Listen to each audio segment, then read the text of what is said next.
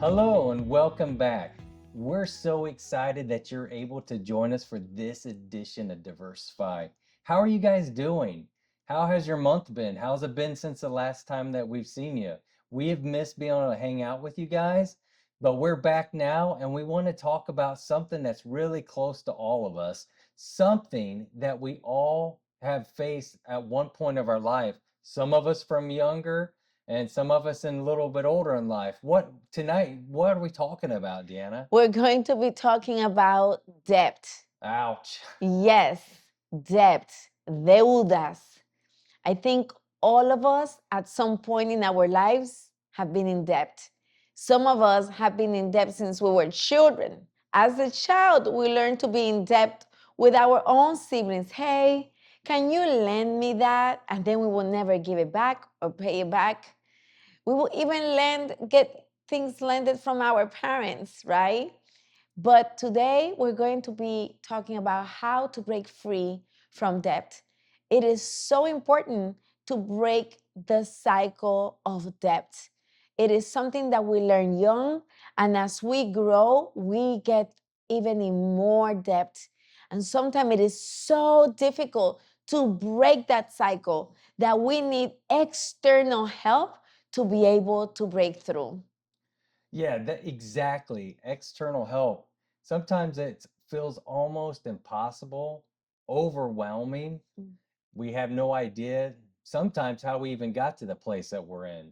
Many times, we start off really small and it always starts off with good intentions. We get a credit card maybe right out of college or high school, a small card with a couple $100 limit on it, but we all go with the intention that, hey, I'm going to get this card.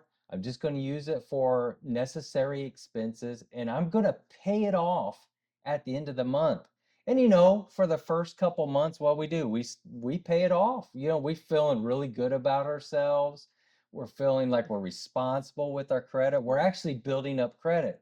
I mean, not all debt is bad if it's managed properly, because literally paying your debt off in time and not racking up finances charges will actually help your credit score. So some of it can be good. It's just the way we manage it and the way that we handle it. So when my sister went to college, we were walking in a store and someone handed her a membership or a subscription. And they said, "Why don't you apply for this?" When she looked it up, it wasn't really a subscription, it was a credit card application.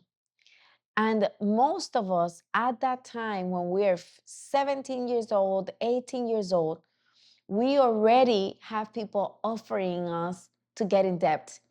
Even when we go to college, it's so expensive nowadays for us to pay college that even before we start school, we are already signing off debt for thousands of dollars. Then we also need a vehicle. And Right. guess what we've all done? We've gotten ourselves in more debt. I'm So guilty. now we started with a credit card, a second credit card, and now we have a vehicle that we are paying. And the sad thing is that we even think that that vehicle have some sort of value in our balance sheet or as an asset. But the reality is that that vehicle does not have value. At the moment we drive that vehicle out of where we bought it, that vehicle starts depreciating. The value starts decreasing. So it actually values less than what you just paid for. And then you have a debt against it. And the reality is that once we get into debt, it is like a snowball. We start small and then suddenly we grow that debt. We started with one credit card, maybe only $100 per month, but then it becomes thousands of dollars in debt. We might even go to the store, that neighborhood store, and we will say, "Hey, can you lend me for milk and rice?" And then instead of paying the whole amount, maybe once a week, once a month, we just let it accumulate until at some point that person that was lending me decides that they will not lend me anymore. So I want to share my story with debt.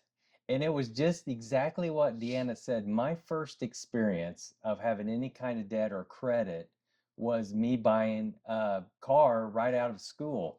I had a job. I was working two jobs actually. I was working at a restaurant and then I was doing side work with my dad that had a painting business. So in my mind, I was living at home. I made good money compared to, the other kids that just graduated from school with me. So I was feeling good. I thought, I've been working hard. There was this Red Eagle Summit. I don't even think they make Eagle. That's not even a brand anymore, but it was a Red Eagle Summit, two-door, you know, wasn't super expensive. My first car was about $9,000, brand new. It was a compact car, but it was the coolest thing. And I felt so excited to get this car because I'd worked hard, I'd save up the down payment, and then they had the credit offer, and my credit had been built up a little bit. So I was able to go to this car dealership, buy this car, and then you know what? I feel great. Hey, I got my new car, I'm successful, I just graduated. I'm working, I'm paying, I get to make my first payment. I was excited about making my first car payment, which is funny because these are emotions, these are like thoughts and feelings that we go through as we're getting in debt. Things that we feel take us to the situations that we get into. So, like I said before, I started out with good intentions. I needed a car. Actually, I had a car. I just wanted a newer car, a nicer car, something that looked cooler. And I wanted something different. My father, my mother, they didn't really tell me like, hey, this is not a good idea. Why don't you stay with the Rabbit that you had? Because I had a Volkswagen Rabbit. You could Google that. Yeah. So it was a little hatchback, little manual shift. It was fun. I think we paid cash for that about $800 at the time. It was paid off. It was great on gas. So it had all the elements of being a good mode of transportation. But for like a 19-year-old kid, it wasn't cool. So for me, I'm like, okay, let me get something a little bit newer. But there was a psychology behind getting in that debt. It wasn't about going out and feeling pressured that I need to get in debt, I need to keep up with the Joneses. No, it was about me growing as a young man, wanting something newer that was mine and that I was purchasing. But the funny thing is, after two or three, payments, I start thinking, man, I got to keep making this payment for the next 5 years of my life. Nobody really warned me about that. I mean, were you ever warned about debt when you bought something? Of course not. And no one taught me either about the interest. The first vehicle I bought had an 11% interest.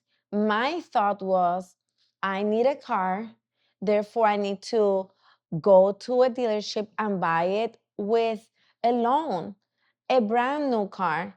But really, no one taught me, hey, there's a percentage. You could try to get a different percentage, and you can actually buy a used car that will cost you less, and then your payment will be less. Yeah, that's what I would have been great where somebody would advise me. But at the time, I didn't have anybody to really, ask about this. I didn't even think about it, honestly. I didn't think, hey, could you explain what interest is? What's compound interest? What does this mean 5 years? Nobody explains that to lots of us. Many of us don't even have a person we could go to explain this. And that's why we wanted to talk about this subject today because And sometimes, Chad, we also don't even ask anyone. So it's not like we go to our mom and to our dad and say, hey, by the way, I'm thinking about buying a vehicle. What are your thoughts about it? And maybe if we do, we might not even really listen and do what they're telling us because, especially sometimes when we're young, we think we know better. right? And even at this age, there's a lot of people that are still buying brand new cars because they believe, why not? I've worked all my life. Yeah. Why shouldn't I get it, right? Yeah. I mean, think about it. I've heard people talking just recently of car payments being almost $1,500 a month. And this is a reality. I mean, for somebody to go out today and get a car to have a $600 or $700 car payment, and this is not a super uber luxury car. This is just a everyday car, is not unheard of. And it might seem common and natural to you right now if you're listening, like, hey, that's just normal. You got it. Here's what have you heard? You got to have a car, so you might as well always have a payment. You're always going to have need a car. That is correct. We will always need a car, but we can choose what we're going to pay on, and we could choose if we're going to save up for that vehicle, if we're going to borrow a little bit, put a larger amount down. We could choose to decide not to purchase the highest level vehicle and go to something less, more economy, something used. We have all those choices, and those choices will impact our future financially. Even thinking about how much gas or mileage does it give me? Do I need more money because the gasoline or the tank, it takes more gasoline for me to be able to use the vehicle?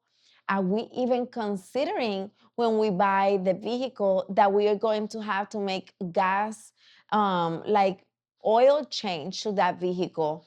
No one tells us that, or maybe sometimes we do know it, but we don't even consider that after we buy a vehicle, now we need to get gas, get an oil change, keep cleaning it inside or outside as well. So there's a maintenance related to that vehicle. Or even tires. So let's take this even a little bit deeper. What Deanna's saying is exactly. Let's think about maintenance.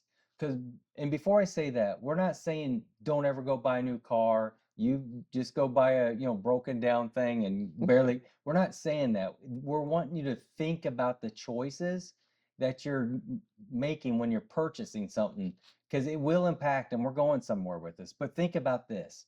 You go buy a car and say you get the sports car, and the sports car has low profile tires. What does that mean? That means in about 40,000 to 60,000 miles, you got to replace your tires. So instead of paying, $400 or $500 for tires, you might be paying double because you bought a sports car and it requires a different size tire. Same with gasoline, Deanna talked about. You buy a luxury vehicle, you have to put premium gasoline in that. You cannot put regular gasoline. So when you see the gas, say $3 a gallon, if you get the premium, you're putting $3.60 gallon in it. So these are things for us to think about when we're making purchases. It's not just about the car. It's literally about what the maintenance of the vehicle is going to be. And then going back to the conversation about debt, right? We've heard about healthy debt and unhealthy debt. On this case, right now in our conversation, we're using as an example the car because we know, like Chad mentioned before, that almost all of us need some sort of transportation. Sometimes we use public transportation, but who doesn't want to have their own vehicle, right? So when you're about to make that decision, we're just inviting you to analyze it, to think about the different opportunities, about your different needs, and something that Chad is always mentioning. Are you coveting?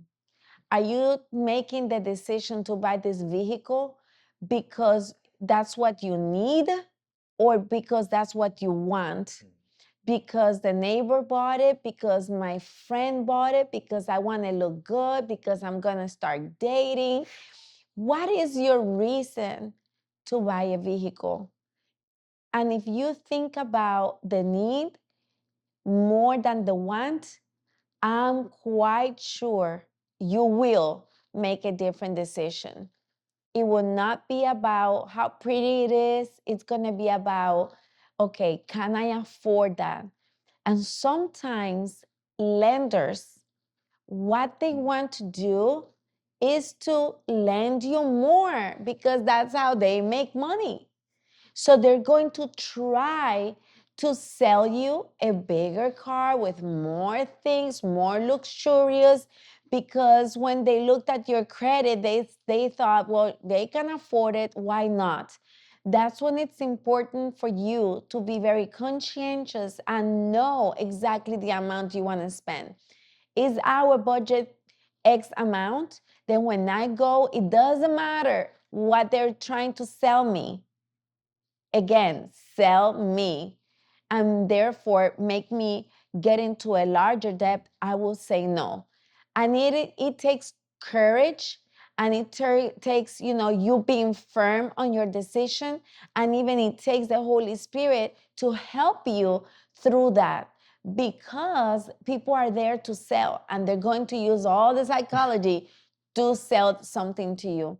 So be very clear, how much is the highest you want to go, how much of an interest, and if you feel you're not going to be able to stand on your offer on how much you want to buy it for, bring someone along your side. Bring a friend, bring your spouse, obviously, right? If you're married, bring someone along your side that will help you say no.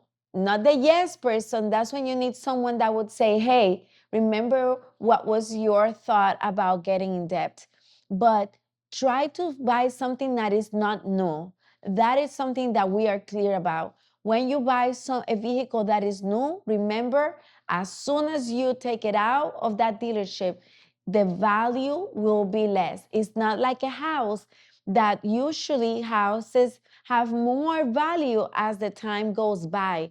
A vehicle, the value is lower and lower. So it is okay to buy a vehicle that is 3 years old, compare it, right? Yeah. Go to the Google it, see what is out there, and make sure that you're buying what is best. But try not to get yourself into a bigger debt. And why not talk about now credit cards? How about that? But before that, I want to say one Yes. thing. So this is a technique that you could use. I used to work at a car dealership. So I hate buying cars at car dealerships. And I know some of you might have never been one, some of you have, but maybe you will. So this is a technique you could do. When you're looking at the car and you're sitting down going through paperwork, make a commitment to yourself to say, hey, before I make any decisions like this, I always take 24 hours to 48 hours to think about it. Be okay telling that salesperson, I don't make any financial decisions unless I take 25, 24, 48 hours to think about it. They might push you, but if you're firm on this, before you walk in there, it will help you, because what happens, it'll take the emotion out. By the time you get home and you if you're a couple and you're married, you might start talking about it and be like, I don't know. Or you might be, it's a good deal. Another thing that it does, it makes the salesperson nervous, and they might call you in 24 hours, say, hey, I just found an extra discount or another promotion. If you want to come in today, we might be able to get you even a bigger discount. So you will get a better deal by doing that one way or the other. But now we can move on to talking about credit cards. Sure. So credit cards are one of my least favorite things, but it's something necessary. So we're going to share the good and bad with credit cards and how we utilize them personally in the ways you can. Yeah, and not in every country we utilize credit the same way. So I know, and we know that if maybe you're not from United States, credit might be built in a different way, but most of the countries do build credit by debt. Yes, you heard right. Even our countries, they have also a credit. Businesses have a credit. And, we build that credit, and they use debt for that growth. Now, what happens with credit cards is that sadly, we start using those credit cards as a reward for ourselves. We were having a conversation with a friend, and he said, people love to reward themselves before they even get paid. So, for example, I get my reward now, and then I work to pay for my reward, which is exactly the opposite that we should be doing. So instead of me working and at the end I get the reward, debt gives us the opportunity to give us the reward at the beginning and then pay for it. However, what really happens to us as humans is that once we have the reward, there's not really anything that gets me excited into paying it. So therefore, I already have my furniture, or I already have my vehicle, I already might have the really nice outfit that I wanted. Therefore, instead of paying 100% of it, my mind, because we're human, takes us to, well, I'd rather buy a new outfit and just pay the minimum the credit card is asking me to pay. And right there is the door that opens up so big that at that moment you make one decision, and 5 years later, you might have thousands and thousands of dollars or your currency in debt, because it becomes a cycle. It becomes actually like a curse. It becomes something that you can get rid of unless you get external help. Yeah, it does become a cycle. And Deanna said it exactly correctly.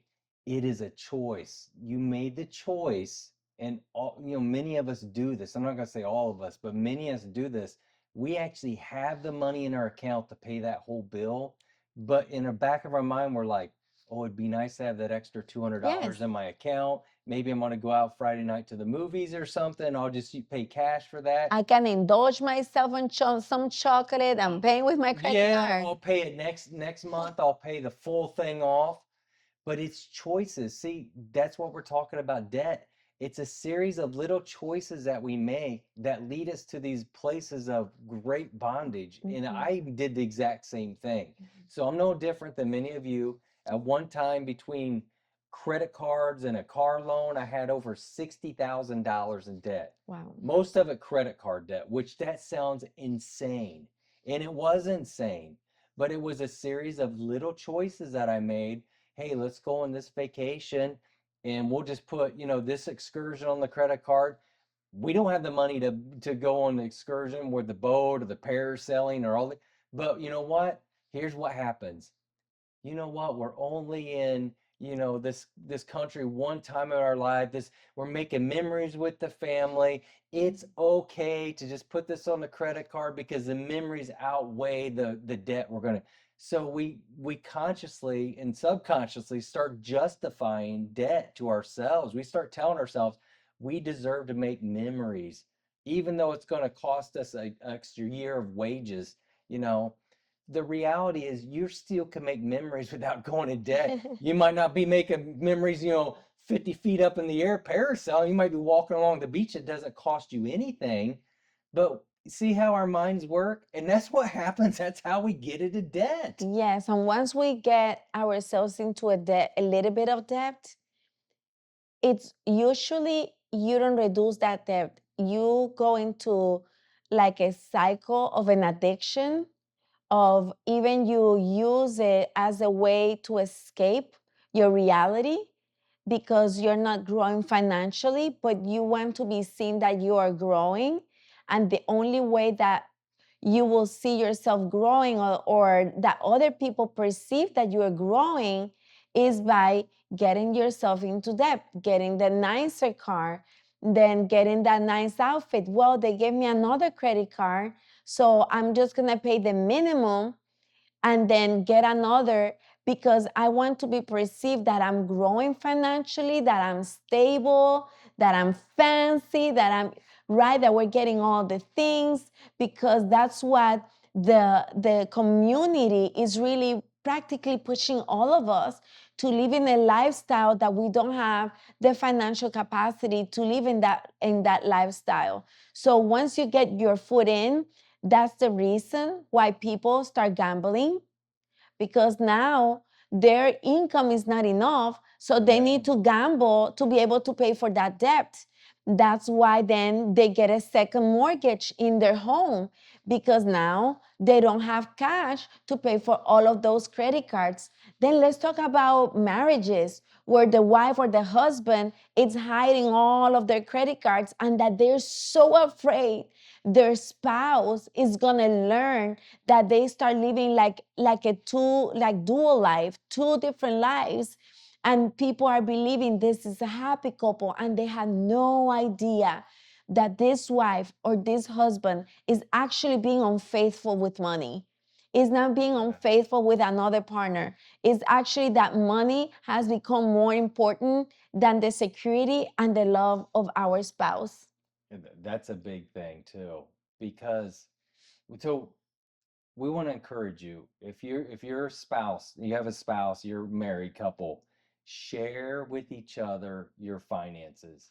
And I know, and we've sat down with many people, and there's one or the other, like, I don't deal with the finances, they take care of it, I go to work and they pay all the bills.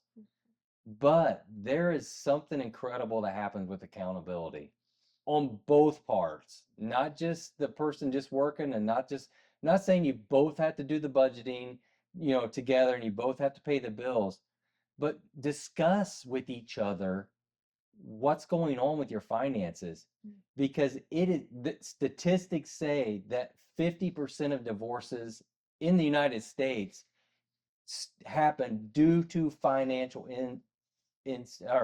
instances in the marriage. It's financial infidelity is what it is. How about suicide? How many people have committed, not that they thought about it, committed suicide because suddenly they went bankruptcy? Bankruptcy happens when you get yourself so much in debt that you cannot pay your lenders. And then your lenders come back to you asking you to pay them back, and you don't have the money or the finances to pay them. So many people think about suicide daily. You can Google it up right now and even share it on this post. So many people today are thinking about committing suicide because they don't have the money to pay the bill. They don't have money to buy the groceries. But it's not because of their level of life, it's actually because they got themselves in debt.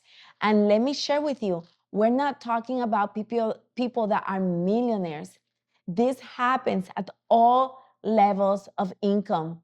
I am reminded of different stories of people that don't make a lot of income, but again, they go to the store on the neighborhood, they go to mom, they go to dad, and even family relationships, they start breaking because of debt, because we cannot pay my mom back, my dad back, and then I feel ashamed of not being able to pay them. Therefore, now I'm not going to have a dinner because I don't want to face them because of debt. Let me tell you, debt brings shame. Yes. Debt starts making you think like you're lack, and sometimes we compensate it by even purchasing more instead of making a rational and analytical decision of I'm going to make a stop. However, you and I know it is not easy. No, We it's feel hard. so much shame. We don't want to tell anyone. Yeah. Our mind takes you to very dark places. And that's why it's important for you to reach out. Do not allow shame to overcome where you are at. But if you do want to break free from that debt, reach out. Even reach out to us. Yes. There's programs that we offer that will help you break free from that type of cycle that you've been in. Think differently. Grab a friend, grab your spouse, your mom, your dad, your sister, your brother, but make a decision right now of breaking the cycle. So let me talk about the shame of the debt, okay? So when Deanna and I got married, um, I was still in a lot of credit card debt. And we'd talked before we got married, we talked about how we're excited about finances and helping people, and I'd already started going through the process of learning, how to get out of debt, how to manage money, all these different things. So I was already going through it, and I'd already paid down a lot of my debt, but I still had probably like $20,000. It was a big number, but we sat down one day and we're like, she's like, okay, let's look at our budget, let's look at our finances, how much you owe. I didn't want to share what I owed, because I felt like a failure. And even though I paid down a significant amount of debt. I went through a divorce, so it left me with debt too. So I could say, well, it's because this and this, but I still felt ashamed because I'd been that unsuccessful and managed my money so badly in my life. And I had a decent job. I was making good money. So I was really Yes. just unsuccessful. I was managing poorly. And so when we're getting together, I don't even want to share how much I have in debt because I'm like, what's she going to think of me? She's going to think I'm a loser. And I know this, you might feel the same way because this is what happens. It does bring shame. And that's an enemy that the devil brings on us. It brings a bondage. You always hear this, we're a prisoner to debt, and you hear all these catchy phrases, free from debt and debt freedom, and I'm not slave to debt, because we really do become slave to it in our minds. It traps us, right? Of course, like if you don't pay your bank, whoever your lender, they're going to take it away. They're going to come to your home, do a foreclosure on your home. They are going to take the vehicle away because it's a land. They lend us something. So what we have is not actually ours. And when all of that comes into our mind, instead of being all happy and joyful, we feel like a failure. And then we put this mask on. So today, we're bringing all of this to you because we want you to understand you're not by yourself. We've gone through that at different levels in different times of our lives, but it is ultimately about making a choice. Yeah. It is a decision that only you can make to break the credit card. And I remember that here in the United States, credit is built on debt, like I mentioned before. So I broke all of my credit cards and then I closed all of my accounts. And then a couple of years later, maybe like 10, 12 years later, I wanted to get something and, for example, like start building my credit because my credit was like very, very, very low and I couldn't get anything. We were trying to purchase a property and my credit was so low because it was practically like I had disappeared, right? And then I had to go back into getting a credit card. But even credit cards, there's different opportunities where you can actually put a cash amount for Secure the card. amount, a secure card that you can put an amount and they will give you a credit card based on that amount and you have to pay it in full every single month. And then you can use that credit card for your groceries, for the gasoline, and then at the end of the month, you pay it. But we don't recommend that until you pay off your debt and until you get a hold of your debt. Because sadly, it is like an addiction. Once you feel good, oh man, now I'm only owing like half of it. Unless you have a coach or someone to help you, usually you feel so comfortable that you go back to that addiction of buying more than what you really can afford. So then it really doesn't become I have a money problem or I have an income problem. It actually becomes I have a debt problem. I have a problem with buying, with being a consumerist. Yes. I always with coveting other people, with pride. So it's really not about my income, it's where I've placed myself. So we're asking you, what can you do different today? What is your decision today to change your outcome tomorrow? Would you decide that you are going to make an analysis, you are going to reach out to someone, and you are going to only purchase what you actually need? That maybe within that income, do I really need to buy all of this food? Am I buying all of this food because I feel like if I don't have my pantry full, it means that I'm poor and I am reminded of the way I grew up in, I am afraid of not having enough food. That is the reality. We grow with different fears, and it is your moment to face your fear. Buying the food that you actually need, not going out and buying clothes in the month or maybe in 3 months because you don't need to buy more. You have sufficient clothes because we're used to purchasing. It's like every single day I have to buy something. Would you even try not to purchase something for a week? What? What do you mean? Yeah, eat whatever you have in your pantry. Break your cycle. Yeah, it is about making choices. See, we want the very best for you guys. We're doing this because we want to see you guys successful. We want to see you guys not make some of the mistakes that we've made. Yes. I'm doing this personally because I've always wanted somebody to be able to share this kind of information with me and say, hey, Chad, before you do this, won't you think about that? Before you buy this, think what you could do with that money and what it would turn into in 10 years. I've never had anybody do that with me.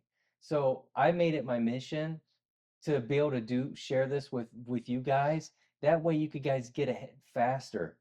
And it's about just delaying some of our self gratifications like right now, delay them for some time.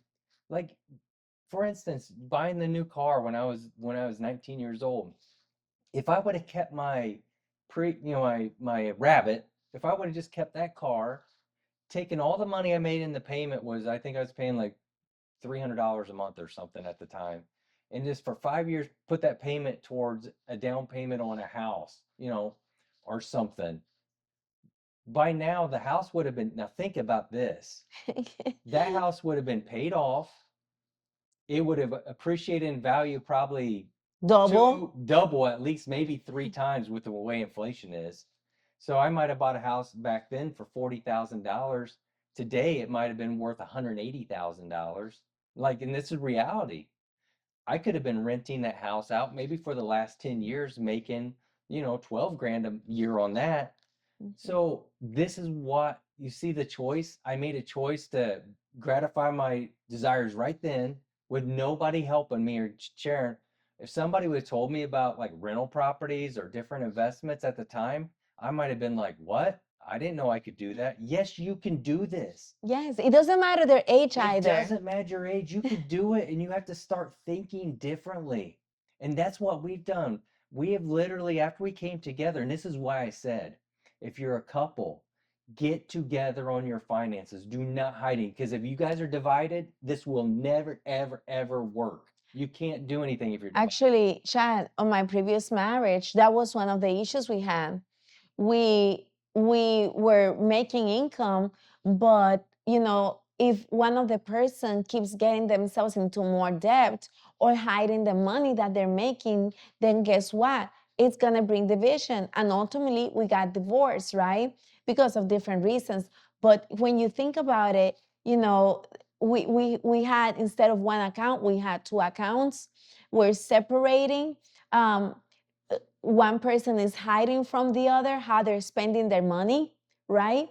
They want to, hide the bill. They want to go to places, but they don't want their spouse to know where they're going.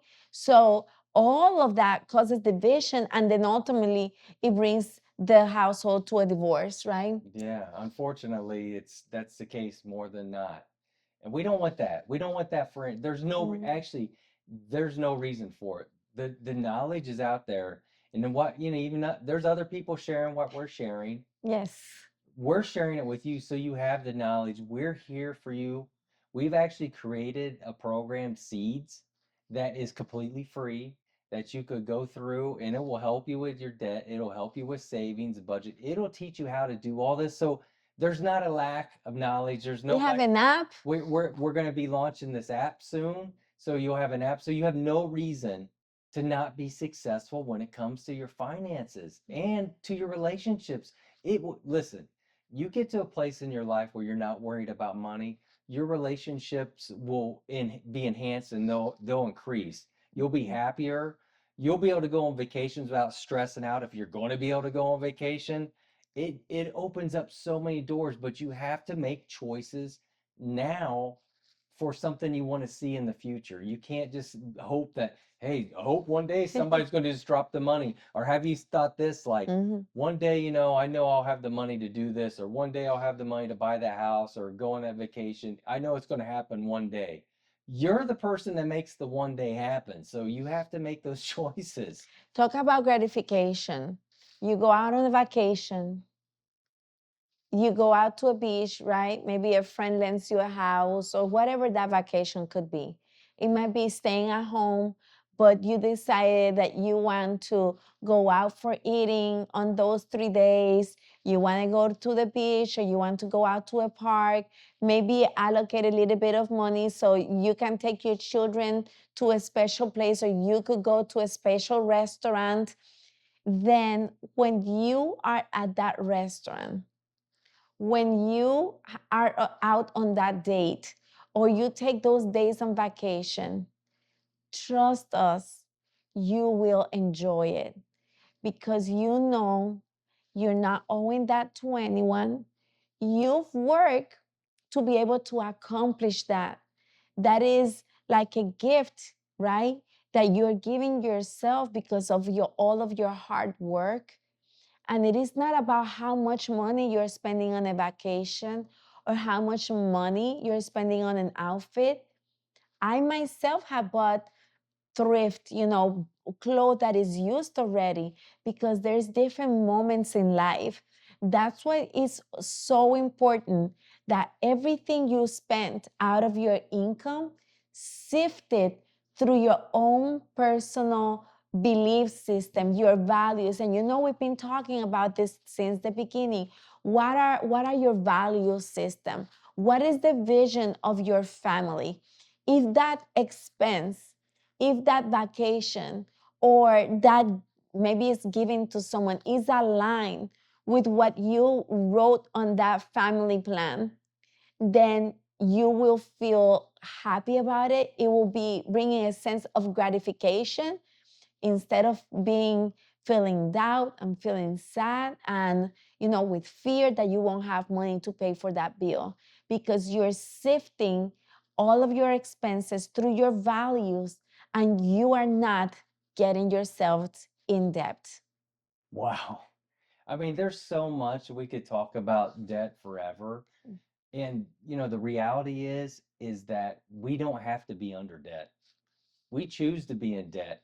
Now, yes, obviously certain things happen in life. Somebody gets in a car accident and they get hospital bills and they have to put money on their credit to pay. We understand that.